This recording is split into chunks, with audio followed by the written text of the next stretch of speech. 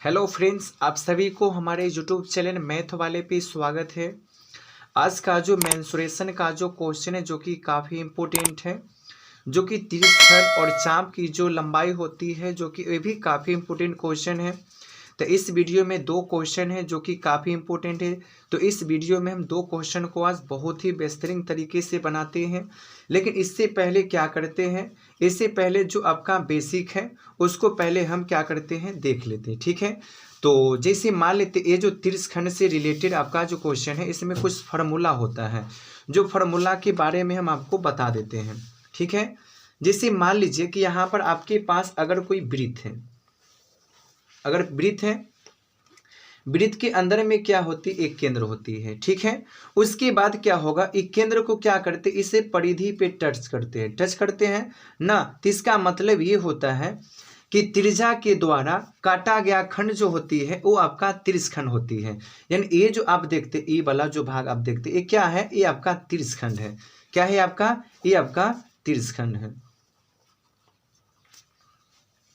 तीर्थखंड है। ठीक है, लेकिन इसमें सबसे पहली बात देख लीजिए क्या है। ठीक है, कि अगर मान लेते हैं कि अगर आपके पास अगर ये आपका वृत्त है, ठीक है, और वृत्त के बाद क्या करते, ये आपका केंद्र है, केंद्र से परिधि पर टच करते हैं तो ना, तो आर का उत्पन्न होगा। क्या होगा, आर उत्पन्न होती है। ठीक है, अगर मान लेते यहाँ से अगर केंद्र पे पर ना टच करते हो, ये भी क्या बनता है, आर बनती है। क्या बनेगा, आर ही बनती है। लेकिन इसके बीच में कुछ न कुछ एंगल बनती, एंगल का मतलब होगा थीटा बनती, यानी कोण बनती है। ठीक है, तो अगर आपसे कहेगा ए वाला, यानी इसका जो कहेगा क्षेत्रफल निकालने के लिए, तो ये आपका तीर्थखंड होती है। तो तीर्थखंड का क्षेत्रफल क्या होगा, तो तीर्थखंड का क्षेत्रफल, तो तीर्थखंड का क्षेत्रफल सबको पता होगा ना, थीटा बटे 360 गुने क्या होगा, पाई आर स्क्वायर। ये फार्मूला इसका होगा, तीर्थखंड का होती है। ठीक है, उसके बाद क्या होगा, अगर मान लेते अगर ये आपके पास अगर वृत्त है, थोड़ा सर्किल थोड़ा मेरा टेढ़ हो जाता है। ठीक है, अगर ये आपका वृत्त है और अगर ये आपका मान लेते ये आपका हो गया परिधि हो गया। ठीक है, इसके बीच में बनती है क्या, थीटा बनता है। ठीक है, लेकिन अगर आपसे कहा जाए, ये जो आप देखते, ये वाला जो सर्किल आप देखते, ये वाला और ये वाला जो देखते हैं, यहाँ से यहाँ तक की दूरी आपसे कहा जाए, यहाँ से यहाँ तक दूरी ये जो होती है ये चाप होती है। यहाँ से यहाँ तक क्या होगा, चाप। तो आपसे कहेगा कि चाप की लंबाई, यानी इसका मतलब होगा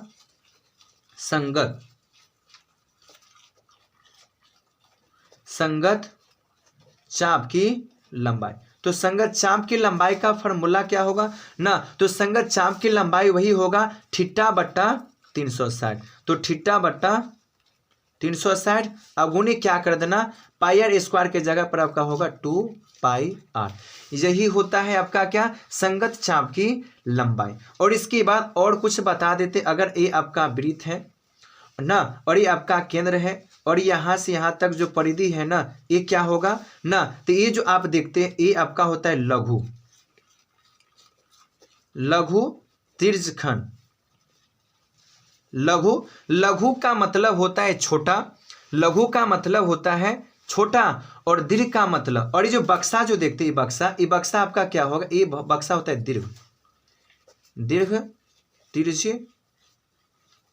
ठीक है, उसके बाद ये तो पहली बात है, ये क्या हो गया, देखो ये आपका ना, ये केंद्र से परिधि तक गया तो लघु हो गया, दीर्घ हो गया। अगर मान लेते अगर आपके पास अगर कोई भी वृत्त है, अगर वो केंद्र से होकर ना जाए तो क्या होगा। ठीक है, तो अगर यहीं पे देख लेते कि अगर आपके पास अगर ये आपका वृत्त है, ठीक है, ये आपका हो गया क्या, केंद्र हो गया। ठीक है, अब यहाँ पर एक केंद्र से छूकर, यानी केंद्र को छूकर नहीं जाए, यानी मान लीजिए यहीं से चला जाए।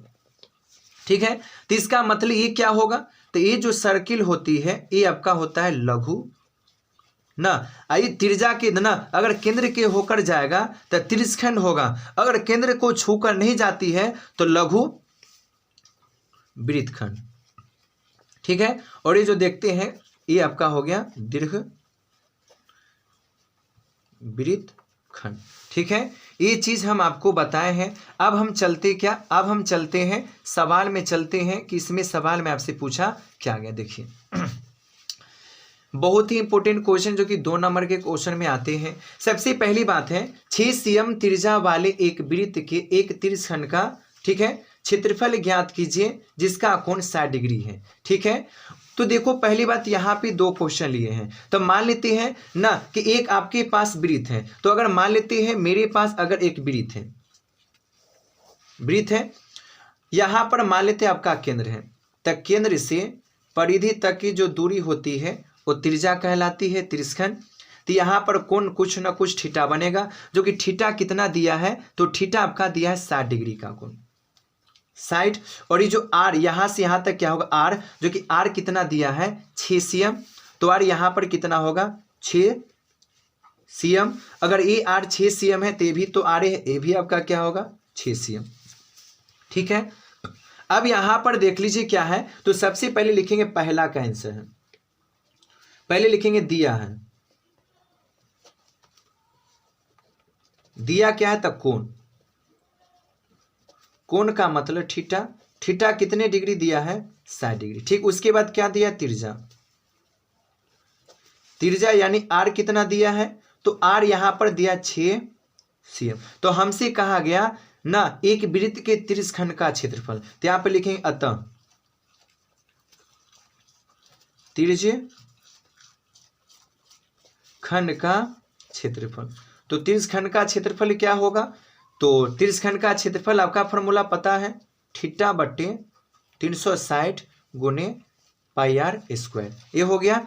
अब देखिए थीटा कितना है, तो 60 डिग्री है ना, 60 डिग्री, और कितना है 60 डिग्री है, और थीटा बटा 360 और गुने पाई का मान आप जानते हैं कि पाई का मान कितना होगा 22/7, और गुने यहाँ पर आर, आर का मान कितना है, तो आर का मान आपका हो गया 6, तो 6 का स्क्वायर, तो 6 को लिख सकते हैं 6 गुने 6। ठीक है, अब 6 से काट दो, 6 1 36 हो गया।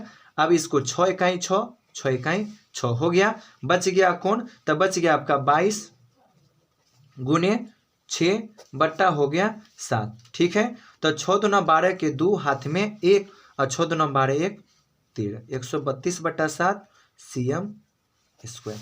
ये क्वेश्चन हो गया। अगला क्वेश्चन यही में देखो, यही इंपॉर्टेंट क्वेश्चन है पहला ना। दूसरा का है एक वृत्त के चतुर्थांश, चतुर्थांश का मतलब चौथा हिस्सा का क्षेत्रफल क्या होगा ना, निकाले जिसकी परिधि 22 cm है। यानी इसमें क्या है, चतुर्थांश का मतलब चौथा, और इसमें ना परिधि दिया है पर त्रिज्या नहीं दिया है, तो ये परिधि से पहले निकालेंगे त्रिज्या का पहले मान। तो अगर हम एग्जाम्पल समझ ले फिगर के हिसाब से, तो अगर मान लेते हैं कि अगर आपके पास एक आपका वृत्त है, ठीक है, और पहले बनाते अर्धवृत्त, यहां से चौथाई हिस्सा कर देते हैं। ठीक है, अब यहां पर गौर से देखिएगा, त्रिज्या है, इस ये दोनों क्या है, त्रिज्या है, त्रिज्या के द्वारा काटा गया जो खंड होती है वो तिर्यकखंड होगा ना। तो यहां पर बन गया आर, क्या बन गया आर, ई वाला हिस्सा हमको चाहिए ना। तो इसके बीच में क्या बनती है, इसके बीच में बनती है थीटा, क्या बनता है थीटा ना। लेकिन थीटा पता नहीं है, आप इसको ना 2 मेथड से बना सकते हो, लेकिन हम सिंपल मेथड आपको बताते हैं। देखिए कैसे, क्वेश्चन नंबर आपका हो गया 2। ठीक है, पहली बात यहां पर है क्या, तो यहां पर दिया है ना, सबसे पहली बात है परिधि, तब किसका परिधि, तो वृत्त की परिधि। तो यहां पर लिखेंगे वृत्त की परिधि, तब वृत्त का परिधि कितना है 22 cm। तब वृत्त की परिधि का फॉर्मूला क्या होगा 2 पाई आर बराबर 22, तो 2 का 2 पाई का मान 22/7 गुने ई आर है, तो आर का आर बराबर कितने हैं 22, तो 22 का 22। यहाँ तक तो आप समझ गए होइएगा। अब क्या करना है, ई वाला 2 और 22 को गुना करें, तो 22 दूना हो गया आपका 44, 44 गुने आर बट्टा 7 बराबर 22 का 22 हो गया।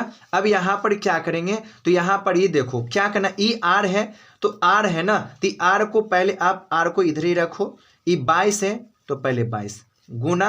अब क्या करना, अगर बट्टा वाला है तो नीचा वाला, अगर बराबर के बाद जाता है तो नीचा वाला ऊपर, ऊपर वाला नीचा, तो 7 नीचा में है चला गया ऊपर, ऊपर वाला आ गया नीचा। ठीक है, अब इसके बाद यहां पर क्या करेंगे, तो 22 से करना, 22 इकाई 22 22 दूना 44। तो आर का मान हो गया आपका 7/2 cm। 7 हो गया 2 cm हो गया। अब इसके बाद क्या करेंगे, तो इसके बाद हल करेंगे क्या, चतुर्थांश, यानी अब आपसे पूछा गया चतुर्थांश का क्षेत्रफल। तो यहां पर आप लिख लेंगे अतः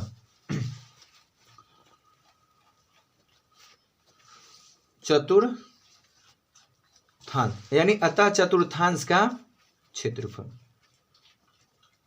ठीक है, तो चतुर्थांश का क्षेत्रफल क्या होगा, तो सीधे आप कर दीजिएगा चतुर्थांश का क्षेत्रफल पाई 8² बट्टा में 4 क्यों करते हैं, क्योंकि चतुर्थांश है। ठीक है, तो पाई का मान 22/7 गुने आर कितना है, तो आर आपका 7/2, तो स्क्वायर तो 7/2 अगुने देख लो 4 है, तो 4 बट्टा वाला है, तो बट्टा के हम कैसे लिख सकते हैं, तो बट्टा को लिख सकते 1/4 हो गया। अब देखो 2 से कटा 11 मरते में, 7 से कटा 7 मरते में, आप तो नहीं कटेगा, तो बचेगा 11 गुने 7/2 गुने 4। ठीक है, तो 11 सत्ते कितना हो गया 77/4 दूना 8 cm हो गया, cm²। ठीक है, तो यही आपका क्वेश्चन बन गया, जो कि क्वेश्चन आपका जो पहला था। ठीक है, और क्वेश्चन नंबर आपका ये दूसरा यानी चतुर्थांश वाला था। तो देखिए, तो यहाँ पर जो क्वेश्चन है आपका यानी मेंसुरेशन, यानी मेंसुरेशन से रिलेटेड एक क्वेश्चन है। तो वीडियो अच्छा लगा तो वीडियो को लाइक कीजिएगा, चैनल को सब्सक्राइब कर दीजिएगा।